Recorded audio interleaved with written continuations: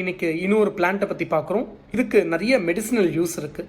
இந்த செடி என்னதுன்னா கோவா பிளான்ட் இல்லை கொய்யா மரம்னு நம்ம சொல்லுவோம். இல்லை ஃபஸ்ட்டு ப்ராப்பர்ட்டி என்னதுன்னா இதுக்கு ஆன்டி பாக்டீரியல் ஆக்டிவிட்டி இருக்குது. மீன்ஸ் நம்ம வாயில் இருக்கிற கிருமிகள் கொஞ்சம் அதோட சக்தி கொஞ்சம் ரெடியூஸ் ஆகும் இந்த கோவாவோட லீவ்ஸ் நம்ம சூ பண்ணுற முகாந்திரம்.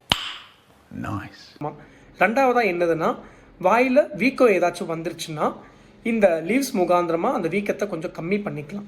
மூணாவதாக பார்த்தீங்கன்னா சடனாக நம்மளுக்கு பல்லு வலி வருதுன்னா இந்த கோவா லீவ்ஸை நம்ம நல்லா சூ பண்ணாலே போதும், நம்மளுக்கு பல்லு வலி ரெடியூஸ் ஆகிடும். கடைசியான ப்ராப்பர்ட்டி என்னதுன்னு இந்த கோவா லீவ்ஸ் சூ பண்ணுற முகாந்திரமாக நம்மள ஓரல் ஹைஜீனும் இன்னும் கொஞ்சம் பெட்டராக இருக்கும். ஆனால் இது யூஸ் பண்ணுறதுனால இந்த கோவா லீவ்ஸுக்கு யாராச்சும் அலர்ஜியோ ஏதாச்சும் இருந்துச்சுன்னா இது யூஸ் பண்ண வேண்டாம். கண்டிப்பாகவே நீங்கள் உங்களோட டென்டிஸ்ட்டை பார்க்கணும். இது எல்லாமே ஒரு தற்காலிகமாக ஒரு ரிலீஃப் தான். நீங்கள் கண்டிப்பாகவே அந்த பல்லு பிரச்சனை ஜாஸ்தியாகுதுன்னா கண்டிப்பாக நீங்கள் டென்டிஸ்ட்டை பார்க்கணும்.